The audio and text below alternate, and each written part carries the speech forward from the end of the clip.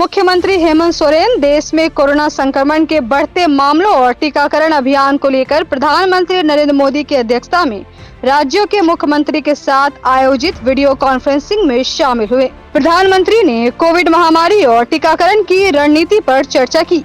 इस मौके पर कोरोना संक्रमण से सर्वाधिक प्रभावित पंजाब, छत्तीसगढ़, महाराष्ट्र, मध्य प्रदेश, गुजरात, उत्तर प्रदेश और कर्नाटक के मुख्यमंत्रियों ने अपनी अपनी बातों को प्रधानमंत्री के समक्ष रखा। लेकिन बाकी राज्यों के पास भी काफी अच्छे सुझाव हो सकते हैं, तो मैं आग्रह करूंगा कि ऐसे कोई पॉजिटिव सुझाव जो जरूरी हैं, आपको लगता है वो मेरे तक पहुंचाइए, ताकि कोई न कोई रणनीति बनाने में वो उपकारक होंगे। अभी यहाँ जो भारत सरकार की तरफ से स्वास्थ्य सचिव की तरफ से प्रेजेंटेशन रखा गया, उससे भी स्पष्ट है कि एक बार फिर चुनौतीपूर्ण स्थिति बन रही है। कुछ राज्यों में स्थिति ज्यादा चिंताजनक है। ऐसे में गवर्नेंस सिस्टम में सुधार ये बहुत आवश्यक है। ये मैं समझ सकता हूं कि साल भर की इस लड़ाई के कारण व्यवस्था में भी थकान आ सकती है, ढीलापन भी आ सकता है, लेकिन ये 2-3 सप्ताह और अगर हम टाइट करें और अदर गवर्नर्स को बड़ा मजबूत करें, इस पर हमने बल देना चाहिए। साथियों, आज की समीक्षा में कुछ बातें हमारे सामने स्पष्ट हैं और उन पर हमें विशेष ध्यान देने की जरूरत है। पहला, देश फर्स्ट वेव के समय की पीक को क्रॉस कर चुका है और इस बार के ग्रोथ रेट में पहले से भी ज्यादा तेज है। दूसरा, महाराष्ट्र, छत्तीसगढ़, पंजाब, मध्य प्रदेश, गुजरात समेत कई राज्य फर्स्ट वेव की पीक को भी क्रॉस कर चुके हैं। कुछ और राज्य भी इस ओर तेजी से बढ़ रहे हैं। मैं समझता हूं कि हम सब के लिए ये चिंता का विषय है, सीरियस कंसर्न है। और तीसरा, इस बार लोग पहले की अपेक्षा बहुत अधिक कैजुअल हो गए हैं। अधिकतर राज्यों में प्रशासन भी सुस्त नजर आ रहा है। ऐसे में कोरोना के केसेस की इस अचानक बढ़ोतरी ने मुश्किलें ज्यादा पैदा की है। कोरोना के प्रसार को रोकने के लिए फिर से युद्ध स्तर पर काम करना आवश्यक है। साथियों, इन तमाम चुनौतियों के बावजूद हमारे पास पहले की अपेक्षा बेहतर अनुभव है, पहले की अपेक्षा अच्छे संसाधन है और अब एक वैक्सीन भी हमारे पास है। जन भागीदारी के साथ साथ हमारे परिश्रमी डॉक्टर्स और health workers, health care staff ने स्थिति को संभालने में बहुत मदद की है और आज भी कर रहे हैं। आप सभी में अपने पहले के अनुभवों का प्रभावी ढंग से उपयोग अपेक्षित है। अब आप कल्पना कीजिए कि गत वर्ष इन दिनों में हमारे हाल क्या थे। हमारे पास टेस्टिंग लैब नहीं थे, इवन मास्क कहां से मिलेगा ये भी एक चिंता का विषय था, पीपीई किट नहीं था। और उस समय हमारे लिए बचने का एकमात्र साधन बचा था लॉकडाउन, ताकि हम व्यवस्थाओं को एकदम से जितना तेजी से बढ़ा सके और वो हमारी स्ट्रेटेजी काम आई। हम व्यवस्थाओं को बना सके, संसाधन खड़े कर पाए, हमारी अपनी कैपेबिलिटी बढ़ाई, दुनिया से जहां से प्राप्त कर सकते कर पाए और लॉकडाउन के समय का हमने उपयोग किया। लेकिन आज जो स्थिति है, आज जब हमारे पास सब संसाधन है, तो हमारा बल, और ये हमारे गवर्नेंस की कसौटी है, हमारा बल माइक्रो कंटेनमेंट जोन पर होना चाहिए। छोटे छोटे कंटेनमेंट जोन पे सबसे ज्यादा होना चाहिए। जहां पर रात्रि कर्फ्यू का प्रयोग हो रहा है, वहां मेरा आग्रह है कि उसके लिए शब्द प्रयोग हमेशा करें, कोरोना कर्फ्यू, ताकि कोरोना के प्रति एक सजगता बनी रहे। कुछ लोग ये इंटेलेक्चुअल डिबेट करते हैं कि क्या कोरोना रात को ही आता है। हकीकत में दुनिया ने भी ये रात्रि कर्फ्यू के प्रयोग को स्वीकार किया है, क्योंकि हर व्यक्ति को कर्फ्यू समय होता है तो याद आता है कि हाँ, मैं कोरोना काल में जी रहा हूं और बाकी जीवन व्यवस्थाओं को कम से कम प्रभाव होता है। हाँ, अच्छा होगा कि हम कोरोना कर्फ्यू रात को 9 बजे शुरू करें या रात को 10 बजे शुरू करें और सुबह 5-6 बजे तक चलाएं, ताकि बाकी व्यवस्थाओं को प्रभाव ज़्यादा न हो। और इसलिए उसको कोरोना कर्फ्यू के नाम से ही प्रचलित करें। और कोरोना कर्फ्यू एक प्रकार से लोगों को एजुकेट करने के लिए काम आ रहा है, अवेयरनेस के लिए काम आ रहा है, तो हमने इसके तरफ ध्यान देने के। लेकिन मैंने पहले कहा, अब हमारे पास व्यवस्था इतनी हो चुकी है, माइक्रो कंटेनमेंट जोन, उसी पर बल दीजिए, आपको अच्छे परिणाम मिलेंगे। हाँ, उसमें जरा सरकार को थोड़ी मेहनत ज़्यादा पड़ती है, गवर्नेंस को टाइट रखना पड़ता है, हर चीज़ को माइन्यूटली ऑब्जर्व करना पड़ता है, लेकिन ये मेहनत रंग लाएगी, ये मुझ पर विश्वास कीजिए। दूसरी बात है, हमने पिछली बार कोविड का आंकड़ा 10 लाख एक्टिव केसेस से 1.25 लाख तक नीचे लाकर दिखा दिया था। ये जिस रणनीति पर चलते हुए संभव हुआ, वो आज भी उतने ही सटीक है। और मजा देखिए, उस समय सफलता हम ही लोगों ने पाई थी, तब संसाधन भी कम थे। आज तो संसाधन ज्यादा है और अनुभव भी ज्यादा है, और इसलिए हम इस पीक को बहुत तेजी से नीचे ला सकते हैं, पीक को ऊपर जाते रोक भी सकते हैं। और अनुभव कहता है कि test, track, treat, covid appropriate behaviour और कोविड मैनेजमेंट, इन्हीं चीजों पर हमें बल देना है।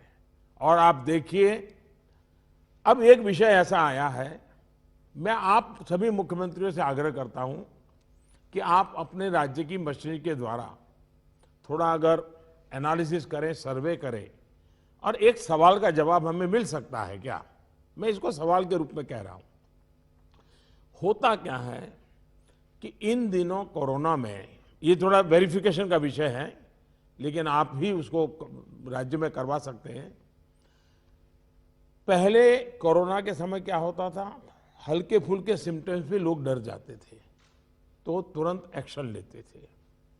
दूसरा, इन दिनों बहुत पेशेंट असिम्टोमेटिक है और उसके कारण उनको लगता है तो ऐसे ही थोड़ा जुकाम हो गया, ऐसा हो गया, कभी कभी तो वो भी नजर नहीं आता, और उसके कारण वो परिवार में पहले की तरह ही जिंदगी जीते हैं और परिणाम स्वरूप पूरा परिवार लपेट जाता है और फिर इंटेंसिटी बढ़ती है। तब हमारे ध्यान आता है, जो आज परिवार जो इसमें लपेट में आ रहे हैं, उसका मूल कारण है शुरुआत एसिम्टोमेटिक से होती है और केयरलेस होती है। उसका उपाय क्या है? उसका उपाय है प्रोएक्टिव टेस्टिंग। हम जितना ज्यादा टेस्टिंग करेंगे तो एसिम्टोमेटिक जो पेशेंट होगा वो भी ध्यान में आ जाएगा, तो परिवार में होम क्वारंटाइन वगैरह ढंग से कर लेगा। वो परिवार के साथ जैसे नॉर्मल जिंदगी जीता है वो नहीं जिएगा, और इसलिए पूरा परिवार जो आज सब लपेट में आ जाता है उसको हम बचा सकते हैं। और इसलिए हम अभी चर्चा जितनी वैक्सीन की करते हैं उससे ज्यादा चर्चा हमें टेस्टिंग की करने की जरूरत है, बल टेस्टिंग पर देने की जरूरत है। और हमने सामने से टेस्टिंग के लिए जाना है, उसको तकलीफ हो और फिर टेस्टिंग करने के लिए आए और फिर उसको पॉजिटिव नेगेटिव मिल जाए, और वो मैं समझता हूं क्रम हमारे लिए थोड़ा बदलना पड़ेगा। हमारे पास वायरस को कंटेन करने के लिए एक अहम तरीका है कि हम ह्यूमन होस्ट को कंटेन करें, मैंने पहले भी कहा था, ये कोरोना एक ऐसी चीज है कि जब तक आप उसको लेकर के नहीं आओगे घर में नहीं आता है। और इसलिए ह्यूमन सोर्स जो है हर एक को हमने जागरूक करना पड़ेगा, उसने नियमों का पालन करना होगा, ये बहुत आवश्यक है। और निश्चित तौर पर इसमें टेस्टिंग और ट्रैकिंग की बहुत बड़ी भूमिका है। हम टेस्टिंग को लाइट न लें। टेस्टिंग को हमें हर राज्य में इतना बढ़ाना होगा कि पॉजिटिव रेट कैसे भी करके 5% के नीचे ला करके रख जाए। और आपको याद होगा, शुरू में जब कोरोना की खबरें आने लगी तो हमारे यहाँ कंपटीशन होने लगी। वो राज्य तो निकम्मा है, वहाँ बहुत बढ़ गया, फलाना राज्य बहुत अच्छा कर रहा है, राज्यों की आलोचना करना बड़ा फैशन हो गई थी। तो पहली मीटिंग में मैंने आप सबसे कहा था कि संख्या बढ़ने से आप जरा भी चिंता मत कीजिए, उसके कारण आपका परफॉर्मेंस बुरा है, प्रेशर में मत रहिए, आप टेस्टिंग पर बल दीजिए। और वो बात मैं आज भी कह रहा हूँ, संख्या ज़्यादा है इसलिए आप गलत कर रहे हैं, ये सोचने की ज़रूरत नहीं है। आप टेस्टिंग ज़्यादा करते हैं, उसके कारण पॉजिटिव केस नज़र आते हैं, लेकिन बाहर निकलने का रास्ता वही है। और जो आलोचना करने वाले हैं, थोड़े दिन आलोचना सुननी पड़ेगी, लेकिन रास्ता तो टेस्टिंग का ही है। टेस्टिंग के कारण आंकड़ा बड़ा आ जाता है, आने दीजिए। उसके कारण कोई राज्य अच्छा है, कोई राज्य बुरा है, ऐसा मूल्यांकन का तरीका ठीक नहीं है। और इसलिए मेरा आपका आग्रह है कि इस प्रेशर से बाहर निकल जाइए, टेस्टिंग को बल दीजिए, भले पॉजिटिव केस ज़्यादा आते हैं आने दीजिए, लेकिन उसी का तो हम उपाय कर पाएंगे। और हमारी टारगेट 70%, 70% RT-PCR टेस्ट करने का है। कुछ जगह से मेरे पास खबर आई है, मैंने वेरीफाई नहीं किया है, कि कुछ लोग जो RT-PCR टेस्ट कर रहे हैं उसमें जो सैंपल लेते हैं उसमें बहुत लेथार्जिक है, ऐसे ही मुंह के आगे ही से सैंपल ले लेते हैं। ऐसा है, बहुत गहरे जाकर के सैंपल लिए बिना रियल रिजल्ट मिलता ही नहीं है। अगर आपने ऊपर ऊपर से ले लिया मुंह में थोड़ा सा डाल करके, तो जो रिजल्ट आएगा वो तो नेगेटिव ही आने वाला है। और इसलिए जब तक सुई को अंदर डाल करके सैंपल नहीं लेते हैं, जिन राज्यों में ये हो रहा है इसको रोकने के लिए कोशिश कीजिए। भले पॉजिटिव केस बढ़े, चिंता मत कीजिए, लेकिन पॉजिटिव केस होगा तो ट्रीटमेंट होगा, लेकिन वो नहीं होगा तो घर में फैलाता रहेगा, पूरे परिवार को, पूरे मोहल्ले को, पूरे टेनामेंट को, सबको लपेट लेगा।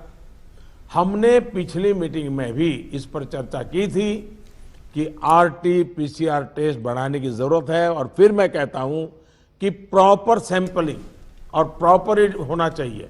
आपने देखा होगा, कुछ लैब सबको निगेटिव दे रही है, कुछ लैब सबको पॉजिटिव दे रही है, तो ये तो अच्छी चित्र नहीं है, तो कहीं कुछ कमी है।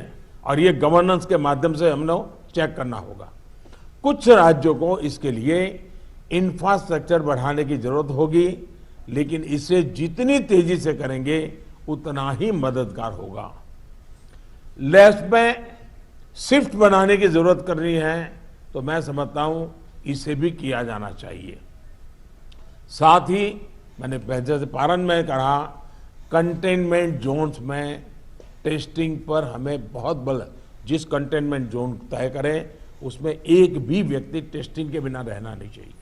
आप देखिए, आपको परिणाम फटाफट मिलना शुरू हो जाएगा। साथियों, जहां तक ट्रैकिंग का प्रश्न है, प्रशासनिक स्तर पर हर इन्फेक्शन के हर कॉन्टैक्ट को ट्रैक करना, ट्रेस करना और कंटेन करना, इनमें बहुत तेजी की जरूरत है। 72 आवर्स में कम से कम 30 कॉन्टैक्ट ट्रेसिंग से हमारा टारगेट कम नहीं होना चाहिए। एक व्यक्ति का खबर आया तो उसके 30 संबंधित लोगों जो भी मिले हैं उसको हमने करना ही पड़ेगा। कंटेनमेंट जोन की भी सीमाएं स्पष्ट होनी चाहिए, वेग नहीं होना चाहिए। पूरे के मोहल्ले, इलाके के इलाके, ऐसा मत करो। अगर 2 फ्लैट हैं, एक इमारत में 6 मंजिला है, तो फिर उतनों को ही करो। बगल का टावर है उसको बाद में देखो। अदरवाइज क्या होगा कि हम सब के सब सरल मार्ग यही है कि मेहनत कम पड़ती है, ये कर दो, उस दिशा में मत जाइए। आप सब इस दिशा में सक्रिय हैं, बस हमारी सतर्कता में कोई कमी नहीं आनी चाहिए, यही मेरा आग्रह रहेगा। हमें ये सुनिश्चित करना है कि कोविड फटीग के चलते जमीन तक जाते जाते प्रयासों में सुस्ती किसी भी प्रकार से नहीं आने देनी है। कई राज्यों में कॉन्टैक्ट ट्रेसिंग को पीरियोडिकली क्रॉस चेक करने के लिए भी टीम्स बनाकर काम किया है, इसके अच्छे नतीजे मिले हैं। हम सबको ये भी अनुभव है कि जहां कंटेनमेंट जोन में हेल्थ मिनिस्ट्री की एसओपीज का, और मैं मानता हूं ये एसओपी बड़े अनुभव से तैयार हुई है और समय समय पर उसको अपग्रेड किया गया है, उस एसओपी का प्रभावी पालन हो रहा है, वहां बहुत अच्छी सफलता मिल रही है।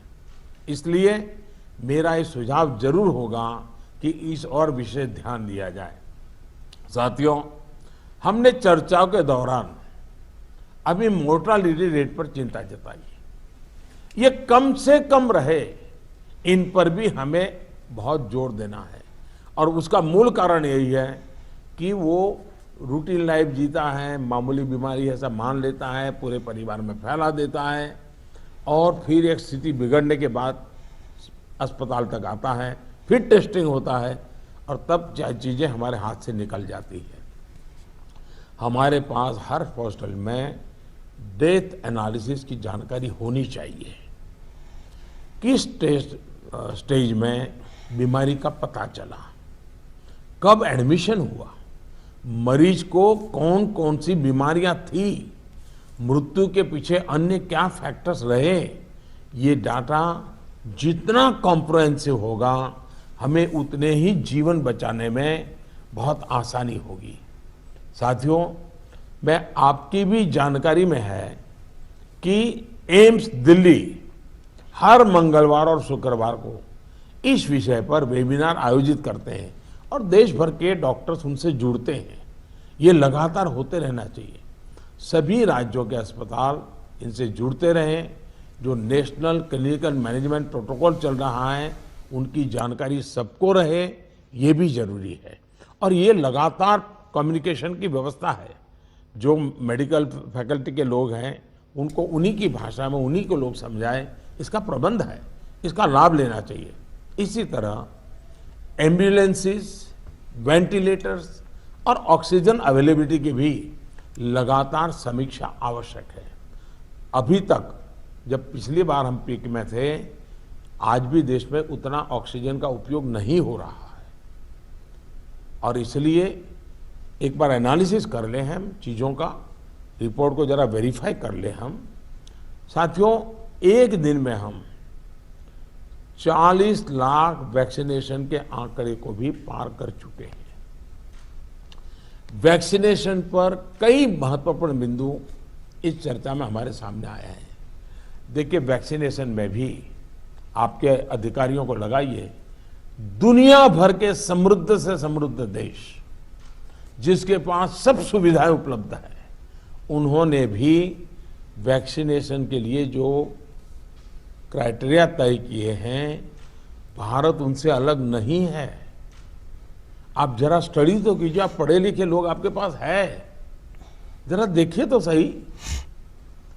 और नए वैक्सीन डेवलपमेंट के लिए जितना भी कोशिश हो रही है, मैक्सिमम वैक्सीनेशन मैन्युफैक्चरिंग कैपेसिटी है, उसके लिए भी काम हो रहा है। और वैक्सीन के डेवलपमेंट से लेकर स्टॉक और वेस्टेज जैसे जरूरी बिंदुओं पर भी चर्चा हुई है। ये बात सही है। आपको मालूम है कि भी इतनी वैक्सीन बन पाती है। अभी ऐसा तो नहीं है कि इतने बड़े बड़े फैक्ट्रियां कोई रातों रात लग जाती हैं। जो हमारे पास अवेलेबल है उसके हमें प्रायोरिटाइज करना पड़ेगा। किसी एक राज्य में सारा माल रख करके हमें परिणाम मिल जाएगा, ये सोच ठीक नहीं है। हमें पूरे देश को ख्याल करके ही उसको मैनेजमेंट करना पड़ेगा। कोविड मैनेजमेंट का एक बहुत बड़ा पार्ट वैक्सीन वेस्टेज ये रोकना भी है। साथियों, वैक्सीन को लेकर राज्य सरकारों की सलाह, सुझाव और सहमति ने से ही देशव्यापी रणनीति बनी है। मेरा आप सभी से आग्रह होगा कि हाई फोकस्ड रिस्ट्रिक्शन जो है उनमें 45 साल के ऊपर 100% वैक्सीन के लिए लगातार प्रयास कीजिए। एक बार एक तो अचीव करके देखिए। मैं एक सुझाव देता हूं, क्योंकि ये कभी कभी वातावरण बदलने के लिए चीजें बहुत काम आती हैं। 11 अप्रैल ज्योतिबा फुले जी की जन्म जयंती है और 14 अप्रैल बाबा साहब आम्बेडकर जी की जन्म जयंती है। क्या हम 11 अप्रैल से 14 अप्रैल पूरे अपने राज्य में टीका उत्सव मना सकते हैं? एक पूरा वातावरण क्रिएट कर सकते हैं टीका उत्सव का। एक विशेष अभियान चलाकर हम ज्यादा से ज्यादा एलिजिबल लोगों को वैक्सीनेट करें। जीरो वेस्टेज तय करें हम कि इन 4 दिन जो है टीका उत्सव में जीरो वेस्टेज होगा। वो भी हमारी वैक्सीनेशन कैपेसिटी को बढ़ा देगा। हमारी वैक्सीनेशन कैपेसिटी का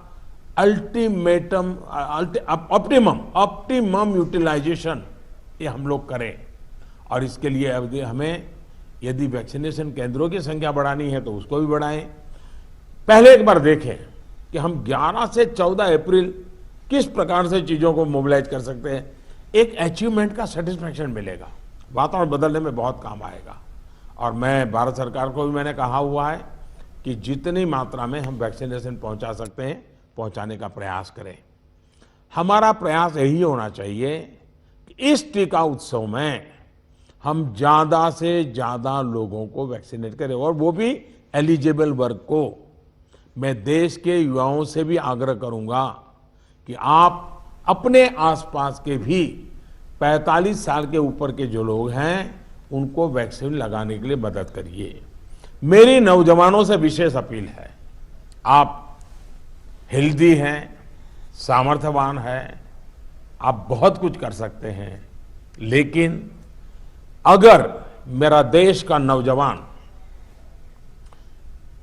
कोरोना के जो एसओपीज हैं, जो प्रोटोकॉल्स हैं, डिस्टेंस मेंटेन करने वाली बात है, मास्क पहनने वाली बात है, अगर मेरा देश का नौजवान इसको लीड करेगा तो कोरोना की कोई ताकत नहीं है कि मेरे नौजवान तक पहुंच जाए।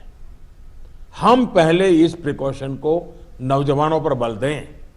नौजवानों को वैक्सीन के लिए जितना हम मजबूर करना चाहते हैं उससे ज्यादा उसको प्रोटोकॉल के लिए प्रेरित करें। अगर हमारा नौजवान इसको बीड़ा उठा लेगा, खुद भी प्रोटोकॉल का पालन करेगा, औरों से भी करवाएगा, तो आप देखिए वही स्थिति जैसे हम एक बार पीक पर जाकर के नीचे आए थे, दोबारा हम आ सकते हैं। इस विश्वास के साथ हम आगे चल सकते हैं। सरकार ने एक डिजिटल व्यवस्था बनाई है जिससे लोगों को वैक्सीन में मदद मिल रही है, और बहुत अच्छा अनुभव सब लोग लिखते भी हैं कि भाई मुझे बहुत अच्छा अनुभव रहा।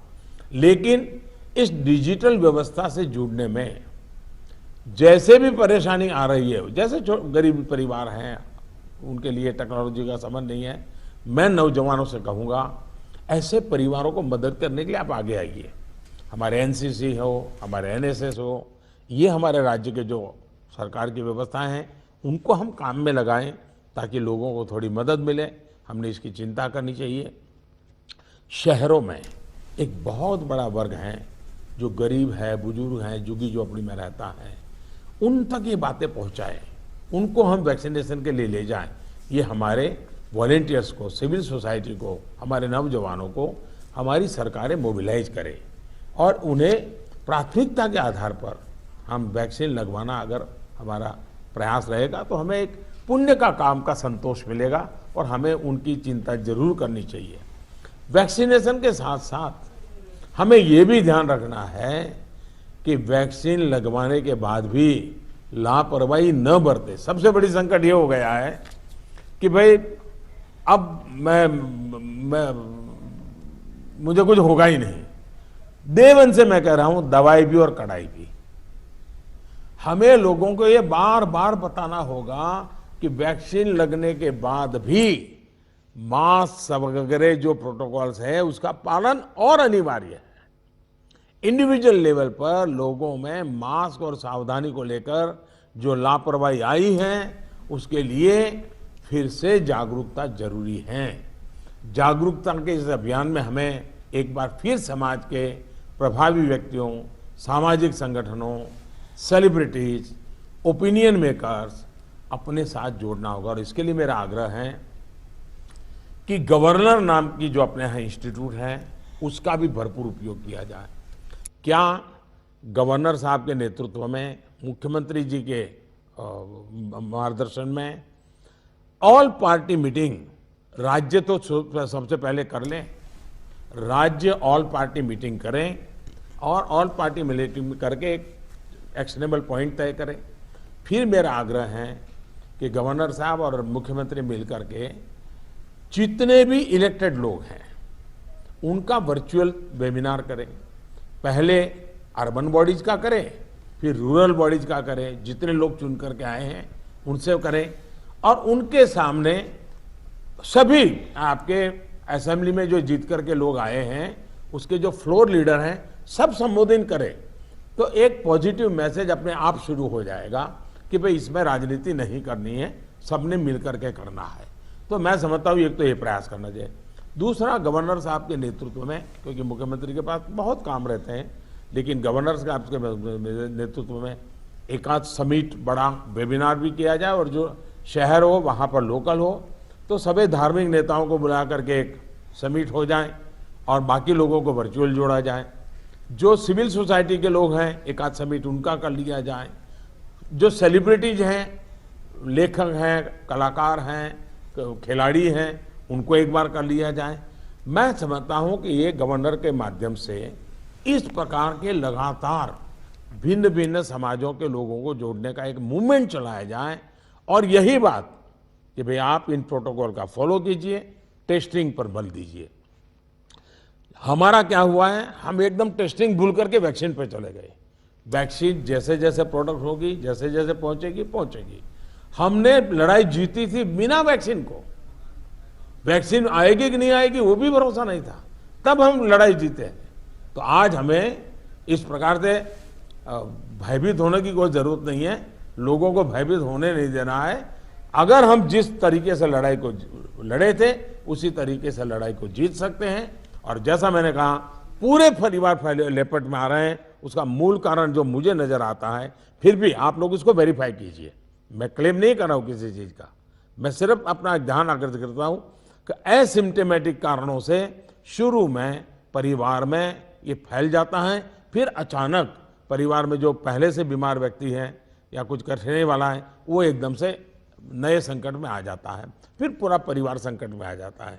और इसलिए मेरा आग्रह है, प्रोएक्टिवली हमने टेस्टिंग पर बल देना होगा। हमारे पास व्यवस्थाएं हैं, हिंदुस्तान के हर जिले में लैब बन चुकी हैं। एक लैब से शुरू किया था हमने, आज हर जिले में लैब पहुंच गई है। और हम इस चीज को बल ना दे तो कैसे होगा। इसलिए मेरा आग्रह है, जहां तक राजनीति करना न करने का सवाल है, मैं तो डे वन से देख रहा हूं, भांति भांति के बयानों को झेल रहा हूं, लेकिन मैं कभी मुंह खोलता नहीं हूं, क्योंकि मैं मानता हूं ये हिंदुस्तान के लोगों की सेवा करना पवित्र हमारा जिम्मेवारी है। हमें ईश्वर ने इस समय ये कठिन परिस्थिति में सेवा करने का जिम्मा दिया है, हमने इसको निभाना है। जो राजनीति करना चाहते हैं वो कर ही रहे हैं, उनके लिए मुझे कुछ कहना नहीं है। लेकिन हम सभी मुख्यमंत्री अपने राज्य के सभी दलों को बुला करके, सभी प्रकार के लोगों को साथ रख करके अपने राज्य में स्थिति को बदलने के लिए आगे आएंगे। मुझे पक्का विश्वास है इस संकट को भी हम देखते ही देखते पार करके निकल जाएंगे। फिर एक बार मेरा यही मंत्र है, दवाई भी और कड़ाई भी। ये इस विषय में कोई कॉम्प्रोमाइज मत कीजिए जी। मैंने पिछली बार भी कहा था कि आपको जुकाम की दवा ले ली और बार बारिश आ रही है, आप कहें मैं छाते का उपयोग नहीं करूंगा, ये नहीं चल सकता है। आपको अगर जुकाम हुआ है, दवाई ली है, ठीक हुए, तो भी अगर बारिश आ रही है तो आपको छाता रखना ही पड़ेगा, रेनकोट पहनना ही पड़ेगा। वैसा ही ये कोरोना एक ऐसी बीमारी है जैसे हर प्रोटोकॉल में फॉलो करते इसको भी करना पड़ेगा। और मैं ये कहूंगा कि जैसे हमने पिछली बार कोरोना को नियंत्रित किया था, वैसे ही हम इस बार भी कर लेंगे। मेरा पक्का विश्वास है और मेरा आप पर भरोसा है। आप अगर इनिशिएटिव लेंगे, चिंता करेंगे और फोकस टेस्टिंग पे कीजिए। वैक्सीनेशन की व्यवस्था एक लंबे कालखंड के लिए है, जो निरंतर चलानी होगी, वो चलाते रहेंगे। आज बल हम इस पर दें और जो एक टीका उत्सव एक ब्रेक थ्रू करने के लिए तय किया है, उस टीका उत्सव पर हम एक नई सफलता प्राप्त करें। एक नया विश्वास पैदा करने के लिए एक छोटा सा अवसर काम आ सकता है। मैं फिर एक बार आपके सुझावों की प्रतीक्षा करूंगा। बहुत बहुत धन्यवाद।